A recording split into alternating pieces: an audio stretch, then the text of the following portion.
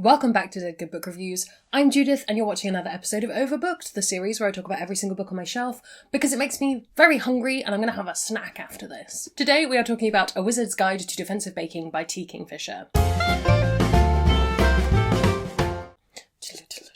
Keep it out, you're going to need the blurb in a minute. Some quick disclaimers before we start. I did receive this book as a gift. I cannot remember who from, so if that was you, thank you so much. I'm so sorry, I've forgotten. It will be in a spreadsheet somewhere. Ooh. I'm going to keep this as spoiler-free as humanly possible. If you do want to go in knowing absolutely nothing, you can click away now. And also, this book is slightly darker than you might have thought. It does begin with a dead body, so if you are sensitive to some certain things, you may want to look up the content warnings. I will link the story graph for this book below. This book came out in 2020 and has very recently won the Hugo Award for YA, so apparently it's YA. I would have put it as kind of more of a crossover, but maybe that's just me. Kingfisher is the pen name of Ursula Vernon, who I don't think I've ever read any actual Ursula Vernon stuff. I don't believe I have. I've read quite a lot of Kingfisher and they have an enormous backlist and I'm excited to get into it at some point. This is actually the only Kingfisher book I own, I think? I believe so, but I would quite like to just dig right into her backlist and have a wonderful time with it. So if you'd like to do that with me, let me know. Let's blurb it up. 14-year-old Mona isn't like the wizards charged with defending the city. She can't control lightning or speak to water. Her familiar is a sourdough starter and her magic only works on bread. She has a comfortable life in her aunt's bakery making gingerbread men dance. But Mona's life is turned upside down when she finds a dead body on the bakery floor. An assassin is stalking the streets of Mona's city, preying on magic folk, and it appears that Mona is his next target. And in an embattled city suddenly bereft of wizards, the assassin may be the least of Mona's worries. One thing I really loved about this book that surprised me is I love the baking magic. We knew this was going to happen. Baking magic is inherently great because anything that involves food is going to be fantastic. But what I really appreciated is that this is baking magic without being super cutesy. And I think the fact that this book really does open with a murder, it adds to that sense of, okay, I'm not getting something that's just like, I bake little cakes and have a wonderful time. This is more like, oh, I need to really use this power to do some stuff. Even her sourdough starter is just a little bit gross, and I really appreciated this idea of baking magic being kind of more gritty than you would have thought. It really surprised me. I appreciated it. I don't know if I would feel as strongly about that if it hadn't come as a surprise. So if you do read this after this review, let me know what your thoughts were, knowing that going in. In general, the magic in this book is very cool. I liked finding out all the different kinds of magic that there were. There's some really kind of spooky ones that spoke to me personally. You really get the sense that you could read 100 stories in this world, all from the perspectives of different people with different magics, and I appreciated that. The actual plot is fantastic. It's another one of those books where you kind of, if you were just given the beginning and the end, you wouldn't necessarily see how the two connect. The end would feel like a very drastic change, but the whole plot thread of the book is both really exciting and really well put together. And I like that it's a murder mystery and kind of an action story and kind of epic fantasy in a lot of ways. Not epic fantasy in the genre sense, but there is big stuff happening. And again, I like that baking magic as a part of that because I think often that kind of magic gets relegated to like little fluffy light things that you would read, whereas this has bite to it, pun intended. So yeah, if you're here for I have been mistakenly believed to be the murderer of somebody, and now I need to go on the run, and I also have to befriend people I wouldn't necessarily be befriending were I not on the run, and prove my innocence, and all of that stuff. Oh, it's a great time. The main character, Mona, is fantastic, don't get me wrong. Love her to pieces. Again, love her magic, love her, adore her. But actually the side characters and kind of the whole ensemble of the piece are very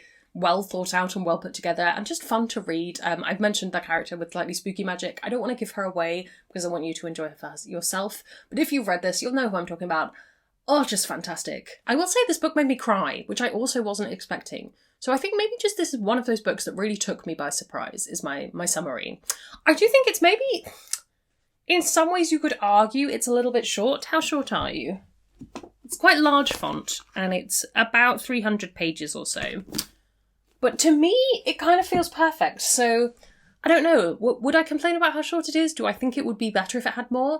I'd read another book in this series. I don't think this book needed more adding to it. That's what I'd say on that one. I think that's one of the things I've really found reading more of Kingfisher stuff. So I read Bryony and Roses and loved it. It was one of my favourite books of 2020 that I read in 2020. And then since then I've read this. I've listened to the audiobook of Clock Tour. the Clock Tower duology. I think there is a third one, but it's a duology to start with. And the 7th Bride, the 12th Bride. I can't quite remember what it's called. And I've loved all of them. And every single time I've really felt like this is a much darker story than I was expecting it to be. And so again, maybe it's my expectations and I need to chill out and stop being so surprised when things are darker than I think they will be. But they just write really interesting worlds and aren't afraid to get a bit gross with it. And there's sort of this fairy tale familiar element, and then there's always a bit of a twist on it, which I appreciate. And I will talk about Clock Tower. I think I have a video on duologies coming up, or it might have already gone up, but we'll talk about Clock Tower then, so that'd be a great time, because I don't own those, so they won't be in this series. Some other things you might want to read if you enjoyed this, if you want the kind of lighter, fluffier magic stuff, Sorcery of Thorns is a really good book that I always recommend for that. I think it's good fun, kind of magician boyfriend kind of stuff. Good times. I haven't read it yet, but it will be coming up in my A.M. Macklemore read-along, which you can check out. We'll be reading the Mirror season, which does involve enchanted bread, and that was just something that I thought would be similar. There's also a Charlie M. Holmberg book that involves baking magic, but I don't think I enjoyed it very much. It got very weird. So I don't recommend that, but it does exist. I'm just going to recommend that you go to Asha's blog, because Asha has heaps of recommendations like this. She's really, really good at recommending them. So go follow Asha on Twitter, go follow Asha on her blog, find all of the recommendations for things. You won't be disappointed. If you want cool magic, go for it. Asha is the person who introduced me to Kingfisher. All credit to Asha. I'll pop all her links down in the description below. So yeah, would I say you should read this? Absolutely. I think it's a fantastic story. I think it's a fantastic setting, characters, all the above. I think it just comes together in a really wonderful way. If you like the grim elements of T. Kingfisher, this isn't as grim as some of her other stuff. Like Clock Tower is... oh, we'll come on to it. But I think this is a really strong book, and it would make a really wonderful gift, because who doesn't like the idea of magical sourdough? I mean, really. And it's so much more surprisingly emotional than I would have thought. It's just great. Blew me away. Have you read this? Do you have plans to? What T. Kingfisher Ursula Vernon have you picked up that you would recommend? Let me know down in the comments below. Also, if there's anything involving baking magic that you would recommend. I'm not averse to baking magic that is light and fluffy. Please give it to me. Plonk those all down in the comments below while you're down there commenting. If you haven't already, please do subscribe. It makes me feel loved and appreciated. You can also follow me on social media. Come hang out on Discord, where we have a wonderful time chatting about books. That's all from me, and I will see you in the next one. There's gonna be some bloopers now. Baking by Tink. Today we are talking about a wizard. Do you have a bio with your pronouns in it? And in general, the magic in this series is... How have I only been talking for 6 minutes when it's so good? This might be a short one. We'll live with it. It's fine.